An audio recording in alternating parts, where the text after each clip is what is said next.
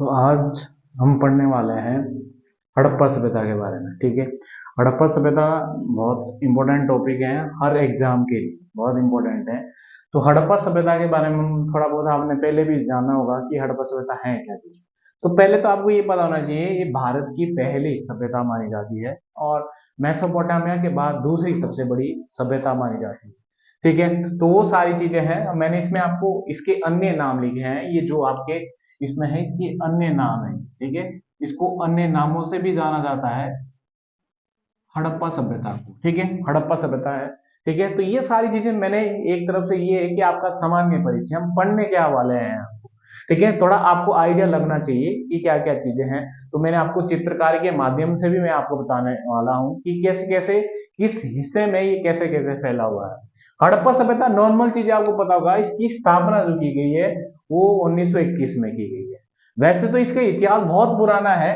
अगर आप और डिटेल में जाएंगे, वो 1826 में चार्ल्स मैनसन एक व्यक्ति था, उसने इसकी पता लगाया था कि ये कोई ऐसी सभ्यता है। चार्ल्स मैनसन, ठीक है, एक व्यक्ति था चार्ल्स मैनसन। ठीक है, चार्ल्स मैनसन था। उसके बाद बहुत सारे और भी आए, विलियम बंटन, दो भाई आए। उन्होंने रेल, जो कराची पर रेलवे जो बिछानी थी उसके लिए ईंट की जरूरत थी, तो जैसे ईंट की जरूरत थी तो वहां से ले जा रहे थे, तो उनको पता चला कि आपको एक सभ्यता थी। उसके बाद अलेक्जेंडर कनिंघम भी आया बाद में। जब जॉन मार्शल ASIA का महानिदेशक था, तो उस समय उसने एक बंदा भेजा था जिसका नाम था दयाराम साहनी। ठीक है, तो उसने हड़प्पा सभ्यता की खोज की है। ठीक है, तो ये सारी चीजें हम डिटेल में डिस्कस करेंगे, बट हम आज थोड़ा सामान्य चीजें जो है उसको जानने की कोशिश करेंगे। हड़प्पा सभ्यता को इन नामों से जाना जाता है। ठीक है, हड़प्पा सभ्यता, सिंधु घाटी सभ्यता, कांस्य युगीन सभ्यता, सिंधु सरस्वती सभ्यता और प्रथम नगरीय सभ्यता। अब इसके जो अन्य नाम है क्यों है, पहले तो हड़प्पा सभ्यता। हड़प्पा जो मैंने आपको टाइटल भी लिख सकते हैं, यहाँ पे आप ऊपर सिंधु घाटी भी लिख सकते हैं, ऐसा कुछ नहीं है। हड़प्पा सभ्यता इसलिए कहा जाता है क्योंकि पहला जो खोजे जाने वाला स्थल क्या है, वो है आपका हड़प्पा।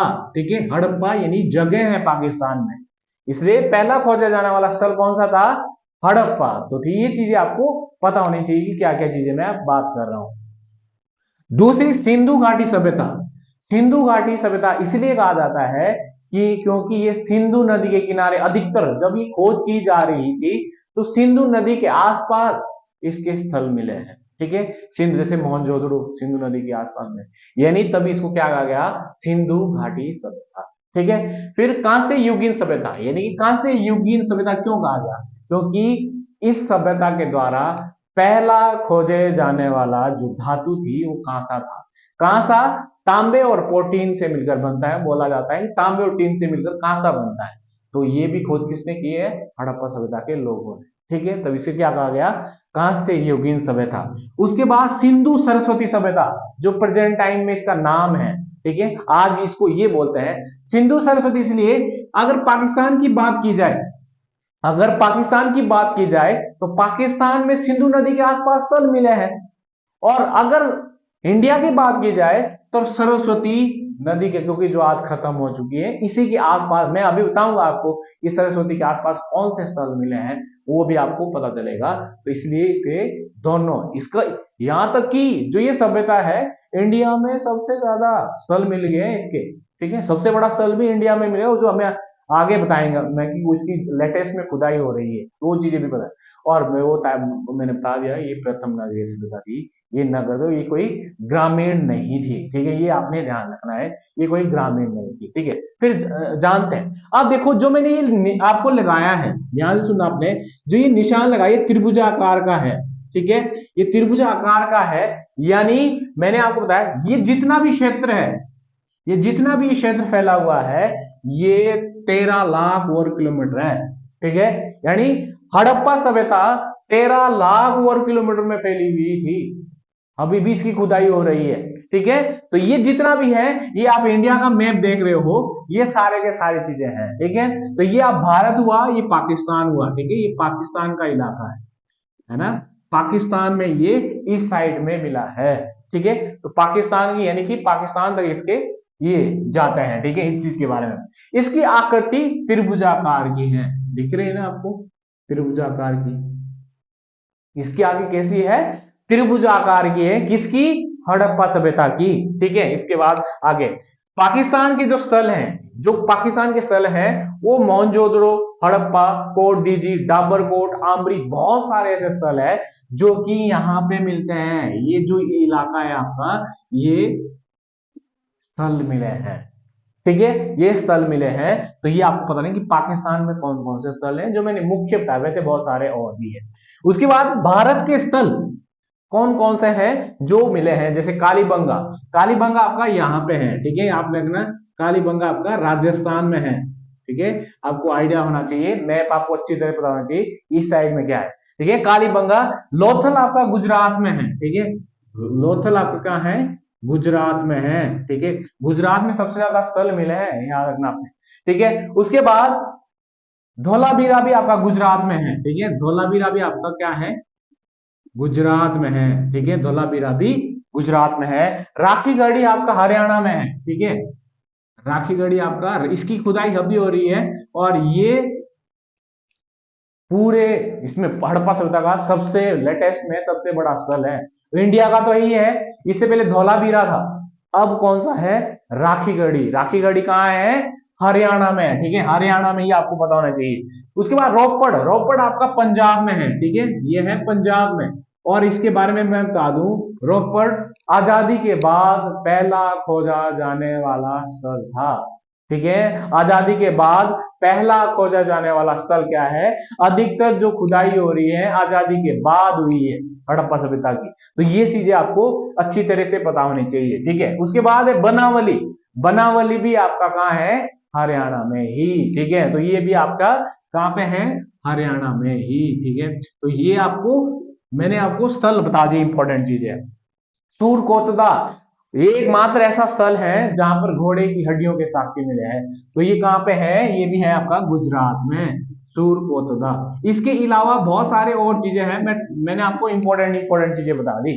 ठीक है, तो ये आपको ज्यादातर साइड कहाँ मिल रही है, आपकी गुजरात में और राजस्थान में और हरियाणा और पंजाब में। ठीक है, तो ये सारी चीजें आपको कहां पता है, ये मैंने आपको थोड़ा आइडिया बता दिया कि कहां कहां चीजें ये मिली है। ठीक है, इंपॉर्टेंट चीजें, इसलिए आप यहाँ लिख सकते हैं इसके सामने कि ये हरियाणा में है, ये गुजरात में है, ऐसा ऐसा चीजें। अब ये सारी चीजें मैंने बता दी। अब ये आपको पता होना चाहिए ये यहां से यहां तक कितना है। ठीक है जी, और ये यहां से यहां तक कितना है। ठीक है, इसलिए इसके लिए मैंने क्या किया है, आपको वहां आपको आइडिया नहीं लग जाएगा, मैं यहां लगा रहा हूं। ये रही आपकी उत्तर से पश्चिम, यानी यहां से लेकर यहां तक, और ये रही आपकी पश्चिम से पूर्व। ठीक है, ये आपको मैंने आपको इसकी दिशा बता दी, यानी ये रहा उत्तर। ठीक है जी, और ये रहा पूर्व। ठीक है, और ये रहा आपका पश्चिम। ठीक है, और ये रहा आपका दक्षिण। ठीक है जी, ये आपको मैं इसकी सीमा बता रहा हूं उत्तर दक्षिण कितनी है। अब आपसे पूछा जा सकता है कि यहां से लेकर यहां तक, यानी ये यहां से यहां तक कितना है, पूछा जा सकता है ना कि वो उत्तर से दक्षिण तक कितना फैला हुआ है। ठीक है, तो ये कितना किलोमीटर है, यहां से लेकर ये 1400 किलोमीटर है। ठीक है जी, 1400 किलोमीटर है, कहां से लेकर, उत्तर से लेकर दक्षिण तक, और पश्चिम से लेकर यहां तक है ये 1600 किलोमीटर। समझ के, उत्तर से दक्षिण कितना है और पूर्व से पश्चिम कितना है, वो मैं दोनों चीजें बताए। अब आपसे ये पूछा जाए कि जो ये उत्तर वाला इलाका है, ये उत्तर वाला इलाका ये है कहां, ये उत्तर तक कहां तक फैला हुआ है। ठीक है, तो आप लिख सकते हैं इस जगह का नाम है, वैसे तो जम्मू कश्मीर में है, वो है मांडा। ठीक है, यानी यहां पे कहां पे है ये, मांडा। मांडा में जगह है। ठीक है, यानी कहां पे है, लिख सकते हैं आप जम्मू कश्मीर।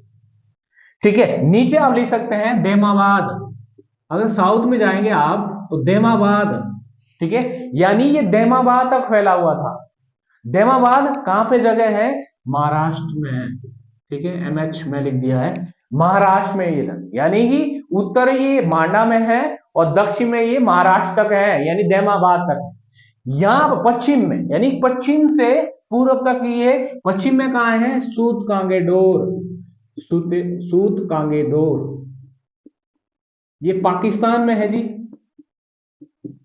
यानी ये वाला इलाका, ठीक है, ये वाला इलाका क्या है, पाकिस्तान में है। और पाकिस्तान का कौन सा इलाका है, सूत कांगे डोर।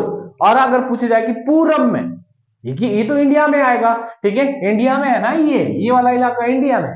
तो इंडिया में ये कहां पे है, आलमगीरपुर, आलमगीरपुर, ठीक है। और आलमगीरपुर कहां है, इंडिया में, यूपी में, यानी उत्तर प्रदेश में, ठीक है। तो ये सारे के सारी चीजें हैं जो आपको इस चीज के बारे में पता होना चाहिए, कहां से कहां तक है, ठीक है। तो ये थोड़ा आइडिया लग गया होगा आपको, ठीक है, कि ये सारी सारी चीजें। अगर आपसे पूछे कि इस सारे कार्यकाल को, ये जितना भी सारा कार्यकाल है, ये 3 भागों में बांटा जाता है, ठीक है। मैं यही लिख रहा हूं, 3 भागों में हड़प्पा सभ्यता को बांटा जाता है। एक प्राक हड़प्पा, एक विकसित हड़प्पा, और एक उत्तर हड़प्पा, ठीक है। आप इसके आगे कार्यकाल भी लिख सकते हैं, 3200 से लेकर 2600, 2600 से लेकर 1800, 1800 से लेकर 1200। बीसी लगाना जरूर आपने पीछे, ठीक है, बीसी। इसका मतलब है कि हम हड़प्पा सभ्यता को कैसे पढ़ेंगे, प्राक हड़प्पा, विकसित हड़प्पा और उत्तर हड़प्पा, इन 3 भागों में पढ़ेंगे। यानी 3200 में से के आसपास कौन कौन से स्थल आए देखने को मिले, इतने पुराने क्या कौन कौन से मिले, और उसके बाद कौन कौन से मिले, वो चीजें आपको पता चलेगी इस चीज में, ठीक है। तो ये सारी चीजें मैंने आपको क्या पढ़ाया आज, एक सामान्य परिचय बताया कि हड़प्पा एक सभ्यता थी जो विश्व की सबसे बड़ी सभ्यता मानी जाती है, मेसोपोटामिया के बाद दूसरी मानी जाती है, और इसके अन्य अन्य नाम है। उसका मैंने रीजन बताया, ये सिंधु नदी के होने के कारण, कांसे का प्रयोग होने के कारण, और प्रथम नगरीय सभ्यता यानी सिंधु घाटी के आसपास होने के कारण, पहला स्थल हड़प्पा होने के कारण इसका नाम पड़ा है। उसके बाद बताएंगे कि जो ये मैप के द्वारा मैंने आपको बताया कि ये आपके क्या बोलते हैं, 13 लाख वर्ग किलोमीटर फैली है, ये 13 लाख वर्ग किलोमीटर फैली, और ये जो फैली है ये किस आकार की है, त्रिभुजाकार आकार की, ठीक है। फिर मैंने क्या बताया कि इस एरिया में कौन कौन से स्थल है, ठीक है। हाँ, एक आप नई चीजें ऐड कर सकते हैं, इसके अफगानिस्तान में भी स्थल मिले हैं। आप इसमें लिख सकते हैं अफगानिस्तान में भी इसके स्थल मिले हैं, 2 स्थल मिले हैं, एक है शोर्तगोई, शोर्तगई, और एक है मुंडीगाग। ये कई बार इंपॉर्टेंट क्वेश्चन हो जाता है, ठीक है, ये आपको 2 पता होना चाहिए, एक तो शोर्तगोई और एक मुंडीगाग। यहाँ नहरों की सिंचाई के साक्ष्य मिलते हैं शोर्तगोई में, ठीक है। इसका मतलब है 3 हिस्सों में हमने स्थल बांटे हैं, इंडिया, पाकिस्तान और अफगानिस्तान, यानी कि इस एरिया में ये सारी चीजें स्थल मिलेंगे, ठीक है। तो ये मैंने आपको मैप का आधार पर बता दिया कि कहां से कहां तक फैला हुआ है ये, बट मैंने आपको मेन चीजें बताई है, ठीक है। फिर मैंने इसमें आपको दिशा बताई कि कहां से कहां तक फैला हुआ है, किसकी क्या क्या चीजें हैं, ठीक है। तो ये सारे, अब नदियां भी लिख सकते हैं, ये नदी होगी प्रवाह नदी के किनारे है, ठीक है, ये प्रवाह नदी के किनारे है। और सूत कांगडोर आपका दाशक नदी के किनारे है, ठीक है, वो आप लिख सकते हैं। यहाँ हिंडन नदी के किनारे है, ये हिंडन नदी के किनारे ये स्थल है। और ये मांडा आपका चिनाब नदी के किनारे है, समझ गए, ठीक है। अब आपको पता आइडिया लग गया कि इंडिया में कहां कहां इसके स्थल हैं, क्या क्या चीजें हैं, तो ये सारी चीजें हैं। तो आगे जो हम पढ़ेंगे, अब हम इसके स्थल पढ़ेंगे। सबसे इंपॉर्टेंट चीज है, हड़प्पा के बारे में पढ़ेंगे, हड़प्पा से क्या क्या मिला है, हड़प्पा की खोज कब की गई है, क्या क्या खुदाई हुई, क्या क्या चीजें मिली है। इससे जितने भी हम स्थल के अकॉर्डिंग चलेंगे, आपको सारी हड़प्पा सभ्यता धीरे धीरे समझने शुरू हो जाएगी, ठीक है। तो ये सारी चीजें आपसे जितने भी क्वेश्चन पूछे जाते हैं, वो मैंने कुछ आपको थोड़ा सामान्य परिचय बताया हड़प्पा सभ्यता के बारे में। हड़प्पा सभ्यता क्या है, क्यों पढ़ रहे हो आप, क्या चीजें हैं, इससे आपको ये पता चलेगा कि जैसे हम आज जी रहे हैं, उस समय यानी 5000 साल पहले भी जिया करते थे, ठीक है। तो वो सारी चीजें आपको इसमें आइडिया आगे पता चलेगा कि ये सारी चीजें क्यों इंपॉर्टेंट है, ये सभ्यता ऐसा क्या था इसमें, ठीक है। आज के लिए इतना ही, ठीक है, ओके।